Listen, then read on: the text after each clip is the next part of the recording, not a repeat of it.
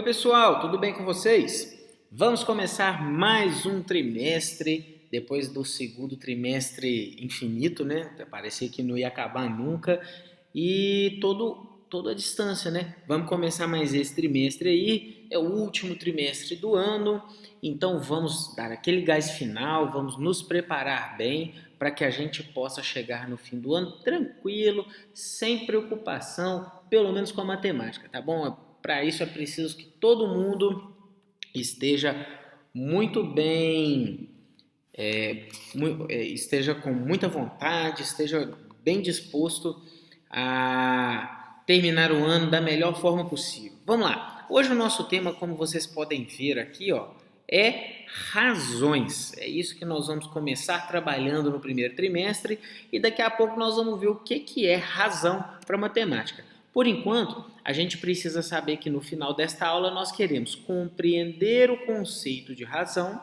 reconhecer o antecedente e o consequente de uma razão e compreender razão e razão inversa. Tá bom, pessoal? Presta atenção nesse meme aqui. Meme a gente não explica, né?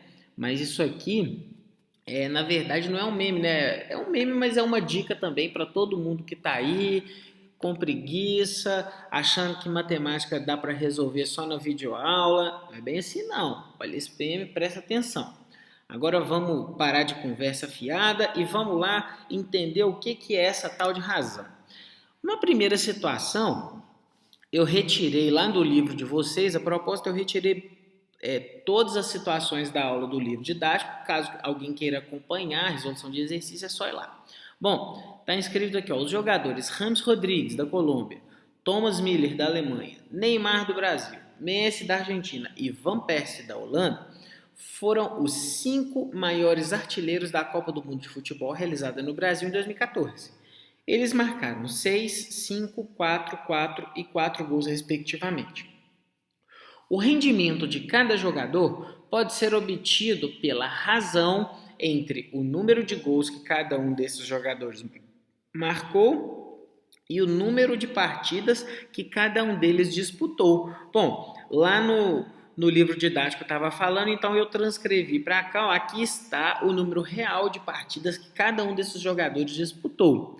Como é que nós vamos então obter o rendimento? É isso aqui que ele quer, né? O rendimento de cada jogador. É a razão entre o número de gols que cada um desses jogadores marcou e o número de partidas que eles disputaram, que cada um disputou, né? Então vamos primeiro começar com o jogador da Colômbia, James Rodrigues, que no Brasil foi o artilheiro. Quantos gols o James Rodrigues fez? 5. Opa, desculpa. O James Rodrigues fez 6 gols, né? Aqui, ó. O James Rodrigues fez 6 gols. E ele disputou quantos jogos? Ele disputou 5 jogos. Isso significa que ele fez 6 gols em 5 jogos, então ele teve um rendimento muito alto. Se nós dividirmos 6 por 5, dá mais de 1 gol por jogo. Não é isso mesmo? Agora vamos ver como é que fica a situação do Thomas Müller. Vamos ver como é que fica. O Thomas Müller fez 5 gols e ele disputou 7 jogos. Então, o rendimento dele é 5 gols em 7 jogos. Como nessa fração o numerador é menor que o denominador, se nós dividirmos 5 por 7, nós vamos ver que ele não fez um gol por jogo. Mas ainda assim é um rendimento muito alto para futebol, viu, gente? O nosso craque da seleção brasileira, menino Neymar, vou colocar assim, Neymar Júnior, que tá arrasando lá no PSG, né? Ele marcou 4 gols em 5 jogos. Então, o rendimento do Neymar foi esse aqui, Esse aqui foi o rendimento.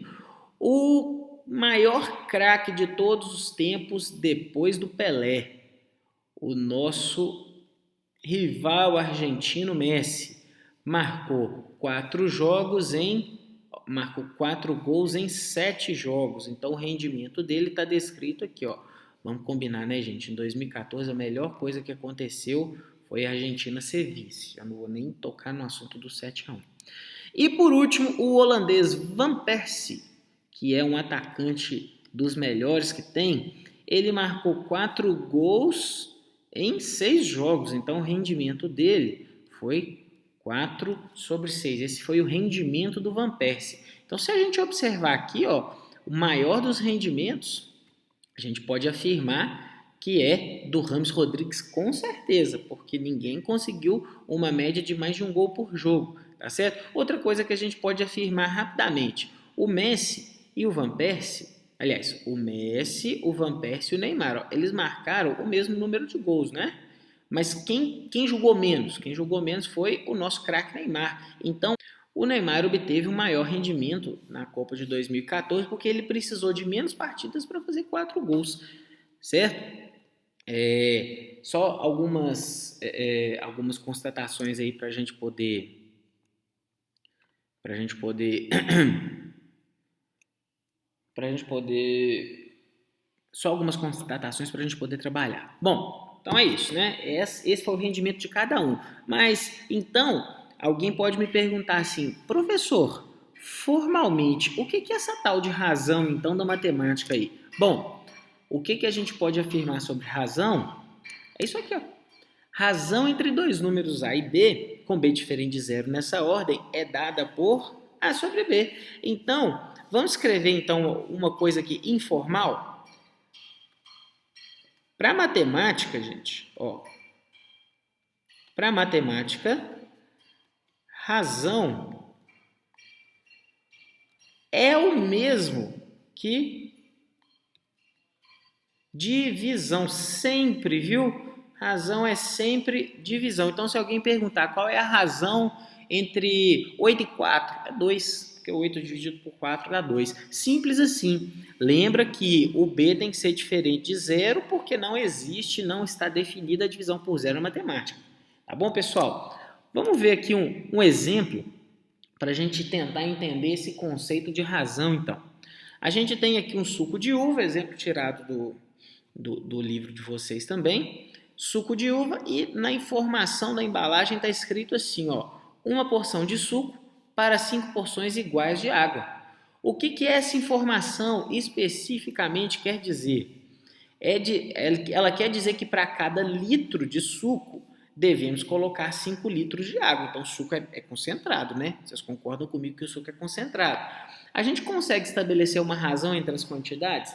Com certeza que consegue. A gente fala então que para cada 1 litro de água, nós vamos precisar, para cada litro de suco, nós vamos precisar de 5 litros de água. Só isso. Então, as porções que estão aqui, ó, essas duas porções que estão aqui no exercício, nós podemos traduzir para isso aqui, ó, para litro.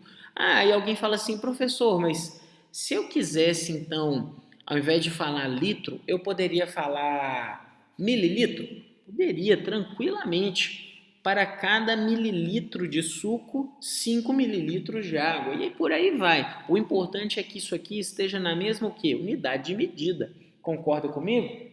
Agora, tem um detalhe aqui, ó. Desculpa, gente. Tem um detalhe aqui. Esse 1/5, né, é a razão entre a quantidade de suco concentrado e a quantidade de água, certo? Eu poderia pegar 1 e dividir por 5. Quem quiser aí, faz aí, ó. Faz o algoritmo aí, 1 dividido por 5. Vocês vão ver que o resultado é 0,2 ou 0,20 se alguém quiser, né? O resultado é 0,2, se alguém quiser 0,20. Se a gente transforma o 0,20 em fração, a gente tem então 20 sobre 100. O que é 20 sobre 100 em termos de porcentagem? 20%, olha lá. 20%, ou seja, o que a gente pode afirmar aqui? A gente pode afirmar que num copo de suco, se você respeitar as orientações da embalagem, você terá 20% de suco, tá certo? Outra coisa que a gente pode fazer, a gente pode estabelecer uma razão entre a quantidade de água e a quantidade de suco. Ó, eu tenho 5 sobre 1, cada 5 litros de água, ou 5 porções iguais de água, eu tenho uma porção de suco. Isso aqui se você observar bem, eu posso afirmar que é a mesma coisa que 500 sobre 100. Não é isso mesmo? Ou eu posso afirmar que isso aqui é 500%, ou seja, o suco é concentrado mesmo, né? Tem 5 vezes mais quantidade de água que de suco. É isso mesmo. Tranquilo, gente? Vamos para o próximo, então. Esse aqui é o exemplo 2, também está no livro. Jennifer prestou um concurso. Dos 1.200 candidatos inscritos nesse concurso, 300 foram aprovados. Qual a relação entre o número de candidatos aprovados e o número de inscritos nesse concurso? Em forma de porcentagem, como é que isso fica? Né? Então, aqui, ó. Opa. Qual é a relação entre o número de candidatos aprovados? Quantos candidatos foram aprovados? Está aqui, ó, 300. Então, 300 candidatos aprovados e o número de candidatos inscritos. Cadê o número de candidatos inscritos? Está aqui, ó, 1.200. Então, se eu pegar 300 e dividir por 1.200, eu vou encontrar a razão entre... na verdade, eu queria escrever aqui razão, viu, gente? Não é relação, não. Vou corrigir aqui, ó. Qual a razão entre o número de candidatos aprovados e o número de candidatos inscritos nesse concurso? Então, a razão entre eles é o seguinte, ó. Eu tenho 3 sobre 12 e quando eu divido 3 sobre 12 por 3, eu vou ter 1/4. O que isso quer dizer para a gente? Ó, o que essa razão indica? Essa razão indica que a cada 4 candidatos inscritos, a cada 4 candidatos inscritos, um foi o que, gente? Foi aprovado. Isso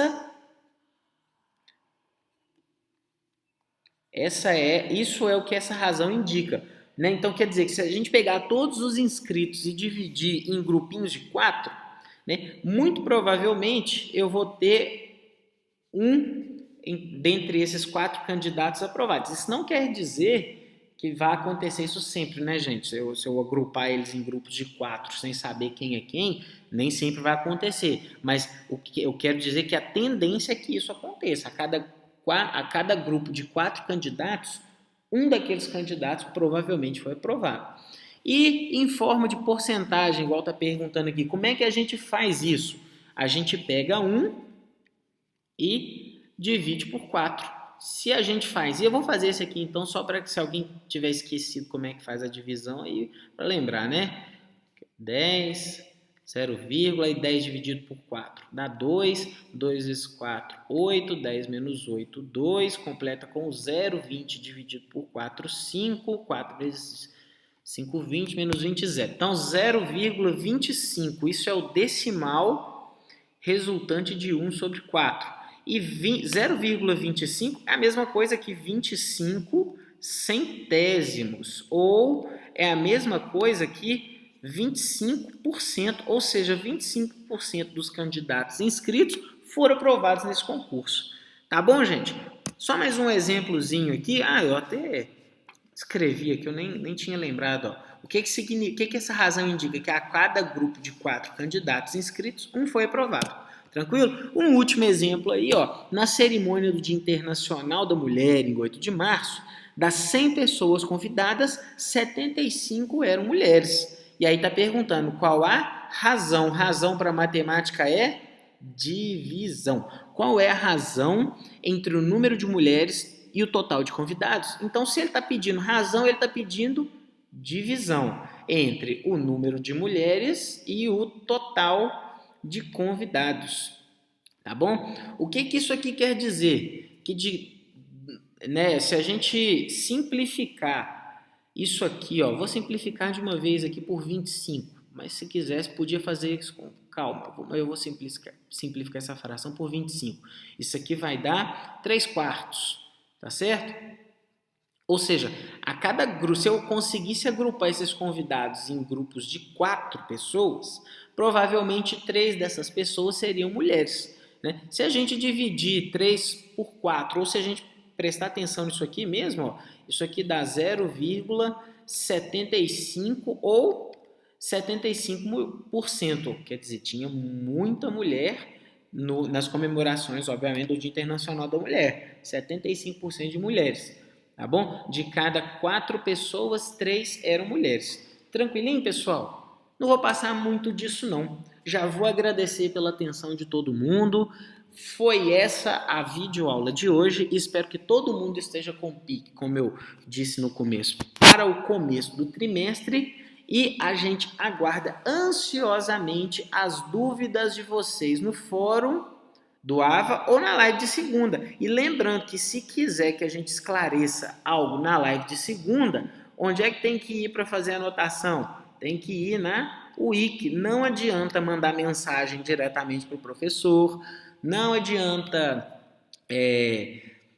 falar na hora da live, falar na hora da live até que pode dar certo, mas né, a prioridade é para quem insere lá na Wiki. Mas então, vá na Wiki, vamos aprender a usar a ferramenta, é uma ferramenta excelente para essas coisas, tá bom?